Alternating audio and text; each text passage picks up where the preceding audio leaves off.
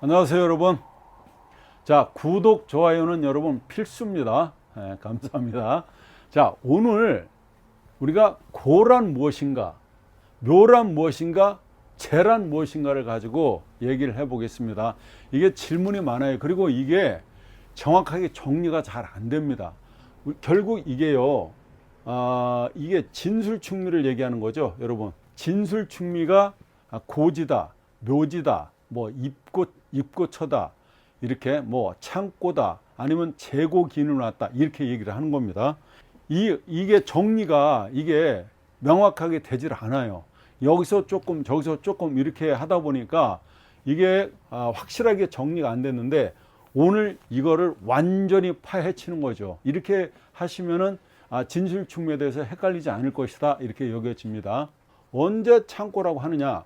고라고 하는 거는요, 창고에다가 뭐를 보관하지 않습니까? 그 보관하는 게 뭐예요 여러분? 쉽게 얘기해서 뭐 연장이잖아요.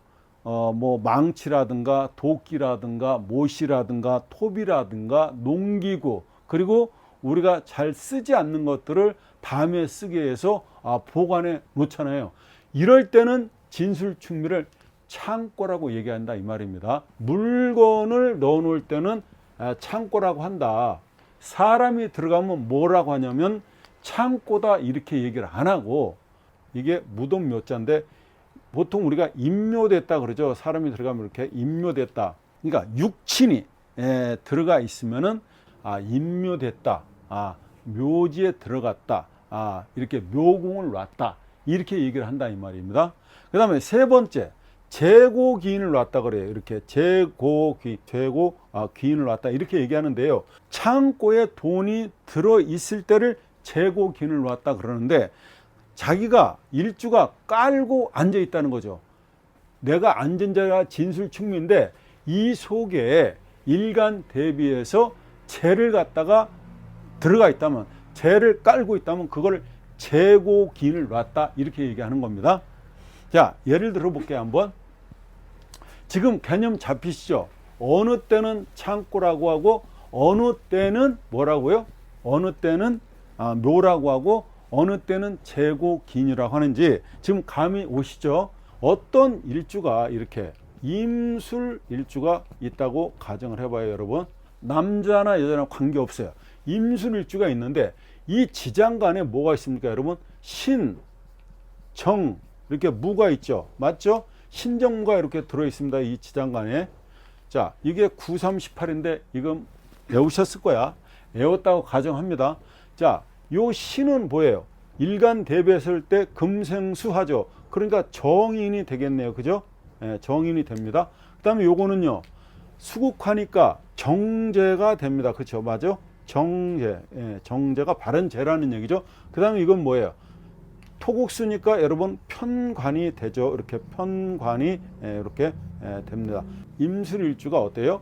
지장간에다가 뭐를 넣었어요? 신정물을 놨다는 얘기입니다. 그래서 이렇게 보니까 여기 재를 놨잖아요. 이럴 때 재고기인을 놨다, 이렇게 얘기하는 겁니다. 자기 앉은 자리에다가 깔고 앉아 있죠. 이럴 때 재고기인을 놨다 얘기하는 거예요. 그런데 이 사람 뭐예요? 관도 놨잖아요. 그러면 여자라고 한다면 이 사람이 남편이 되고, 이 사람이 남자라고 한다면 자식이 되는 거 아닙니까? 자, 직장도 되는 거 아닙니까? 남편도 되고 직장도 되고 자식도 되고 역시 직장이 된다, 이 말이죠. 그러면 이 사람 뭐예요? 재도 놓고 관도 놨잖아요.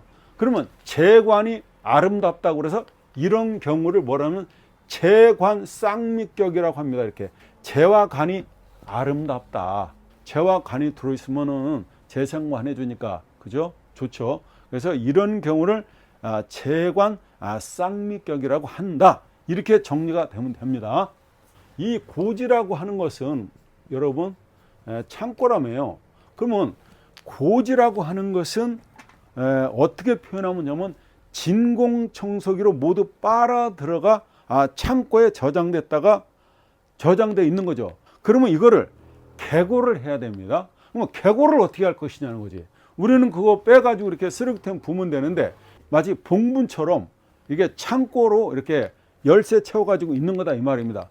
그러면 우리가 개고를 해야 되는데 이거를 어떻게 계고를 할 거냐는 거죠. 자, 계고를 할 것이다. 10개짜리를 이렇게 씁니다. 10개. 자, 창고를 연다는 거죠. 창고를 열어 젖히는데 어떤 방법으로 열어 젖힐 것이냐.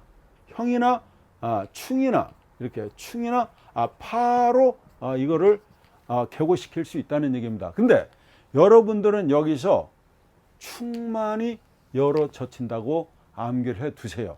이 창고를 열어 젖히는데 어떻게 된다고요? 충만이 연다 이렇게 생각하시면 돼요. 간단하게 고라고 하는 것이 이 고라고 하는 것이 젊은 시절에 만나면 그나마 에너지원으로서의 어떤 가치가 있습니다. 이게 늙은 시기에 고를 만나게 되면 무덤 역할을 한다고 생각을 하세요. 그러니까 젊은 시절에 이 고를 만나면 어떤 에너지원으로서 쓸 수가 있는데 나이 60대 70 먹어서 만나게 되면 무덤 역할을 한다고 생각하시라는 겁니다. 쉽죠? 자, 그러므로서 사주에 20대에서 30대 고를 만나게 되면 고운이 들어오게 되면 그나마 너는 생명을 이끌고 나가겠다 이렇게 생각하시라는 겁니다. 근데 60대 이후 70대 이후 그죠? 70대 아니면 80대에 이 고운이 들어왔다면 곤란한 상황으로 거의 죽음을 상징한다고 보시라 이렇게 생각하시라는 겁니다.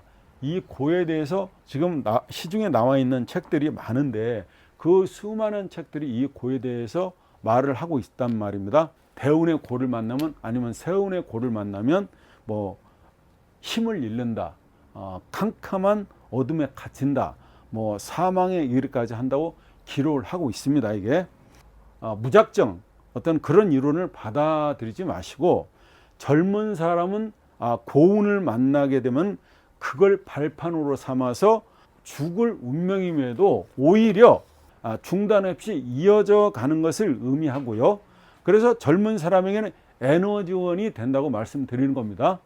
근데 고령자에게는 수명과 관계가 된다고 유추하시면은 이 고라는 그 운을 더욱 명확하게 우리가 구분할 수 있다는 얘기가 됩니다. 박재환 선생님이 쓴 명리요강을 보게 되면은요, 고에 대해서 설명이 있습니다. 고운임에도 불구하고 이 술중에 아까 썼죠. 이 술중의 신정무, 술중의 정화가 그 정화의 힘을 얻어서 오히려 좋았다고 말을 하고 있고요. 또 일주가 자고인 술토, 병술 되겠죠. 술토를 만나거나 혹은 용신이 입과여 뭐 절명을 했다든가 또 망했다든가 하는 어떤 부연 설명도 나오게 됩니다.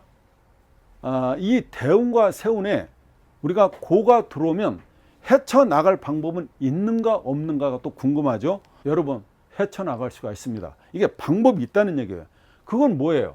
계고하면 되잖아요. 계고. 창고라는 걸 계고하면 되잖아요. 그러면 창고를 계고하는 건 뭐예요, 여러분? 이 바로 키 아니에요, 키. 키로 갖다 열면은 바로 창고는 열어 젖히는 거 아닙니까? 만약에 키로 못 연다면 어떻게 해요? 충격을 가해서 충으로, 그죠? 도끼로 아니면 산소불로 갖다가 그거를 열어 젖히면 되겠죠. 열어 젖히는 방법은 있다. 그게 뭐냐? 그건 바로 충으로만 된다고 그 암기하시라는 말씀을 기억하고 계시죠? 무조건 여러분 충으로만 된다고 기억을 하시라 이 말씀이에요. 경술일주가 이렇게 있습니다. 경술일주가 여명입니다. 정화가 있는데 이게 뭐예요? 정관이죠. 자기의 남편을 숨기고 있는 거죠. 남자를 숨기고 있는 거죠. 정관이. 그러니까 시집 가라고 하는데 시집을 안 가고 때를 쓰고 있다 이 말입니다. 예를 들어서 지금 표현해 보는 거예요. 결혼을 안 했으면 남편은 아니지 뭐. 애인이라고 보는 겁니다. 하여튼 자기 자리에 이 남자를 깔고 있다는 겁니다. 진년이면 진술충이 되잖아요. 그러면 이게 정화가 튀어나온다는 얘기지. 창고문을 열었기 때문에 계고가 되는 거죠. 계고가. 그죠? 정화가 드러나게 되는 거죠. 나오면은 세상 밖으로 나오면 마치 금고가 그죠? 이렇게 쏟아져 나온 거죠. 돼지 저금통을 왜 그 가르면은 그 안에 있는 동전 뭐 모든 것 다 쏟아져 나오지 않습니까? 그런 거하고 똑같은 거예요. 그래서 모든 사람들이 알게 된다는 거죠. 모든 사람들이 알게 되는데, 미년이 오면 충이 아니죠. 술미 형이 됩니다. 형. 그죠? 술미 형이 돼요. 이거는 충이 되지만 형이 됐을 때는 어떻게 되냐, 이게 계고가 되긴 되는데 송사하는 과정에서 나타나게 된다는 얘기입니다. 다르죠? 충을 했을 때는 자연스럽게 열어 제친다는 거예요. 자연스럽게. 근데 미가 와서 술미형을 하게 되면은 자연스러운 게 아니에요. 송사, 법원에서 우리가 그 어쩔 수 없이, 그죠? 이렇게 그 고소해서 고발해서 거기서 까발려진다 이 말입니다. 형이 된다는 얘기는 송사에서만, 이거는 내가 알려지지 않기를 바라는 건데 알려지는 거예요. 그러니까 억지로 된다는 얘기, 이런 얘기가 됩니다. 충만이 계고를 시킬 수 있다, 이렇게 알고 계시라는 거예요. 그러면 쉽죠? 고지를 말할 때 육신에서, 이 고지를 말할 때 육신이 있죠. 육신을 말할 때 재성과 관성은 지장간에 숨겨져 있어야지 좋다고 말을 하고 있습니다. 나머지는 뭐예요? 투관되는 것이 좋다고 합니다. 이 정도면은 어때요? 그 고라는 건 정리가 됐다고 보여집니다. 다음은 어떤 분이 또 질문에 생조에 주는 것은 비견보다 인성이 더 좋은 겁니까? 이렇게 물어왔어요. 비견과 인성을 지금 저한테 물어온 거거든요. 비견과 인성의 차이는 뭐냐 이건데, 그러면 그 둘 중에서 어떤 것이 좋으냐, 이게 질문이죠. 나를 생해 주는 거는 인성이죠. 이게 인성 안에 나를 똑같이 생조해 주는데, 나를 생해 주는 것은 인성이 되는 건 틀림없죠. 근데 실질적으로 직접적으로 도움 받는 것은 뭐예요? 비겁입니다. 비겁. 이게 비겁이 된다는 얘기입니다. 이렇게 비겁이 된다. 그 생조의 생은 인성이 되고, 조는요, 이게 이 조는 돌조자예요, 이게. 그래서 조는 비겁이 된다는 얘기가 됩니다. 그래서 신강이 있고 신왕이 있죠. 이렇게 신왕이 있잖아요, 이렇게. 신강이 있고 신왕이 있습니다. 이걸 또 어떻게 구분하느냐, 이렇게 말씀을 하시는데, 신강은요, 인성이 많아서 되는 거예요. 인성이 많아서. 신강은 인성이 많아서 되는 거고, 신왕은 비겁이 많아서 되는 겁니다. 이렇게. 그럼 이거를 안 잊어버리고 기억하는 방법은 뭐다? 강인한 왕비다. 인성이 많아서 이 신강해지는 거는 어때요? 그죠? 내가 강해지는 거고. 자, 그 다음에 내가 스스로 비겁이 많아서 신강해지는 거는 어떻다고요? 신왕하다, 이렇게 얘기하는 거죠. 인성이 많아서 신강, 비겁이 많으면 신왕. 그래서 그걸 잊어버리지 않기 위해서는 어떻게 해요? 강인한 왕비다, 이렇게 외우시면은 절대로 안 잊어버린다 이 말이죠. 자, 여러분 여기까지 하겠습니다. 감사합니다.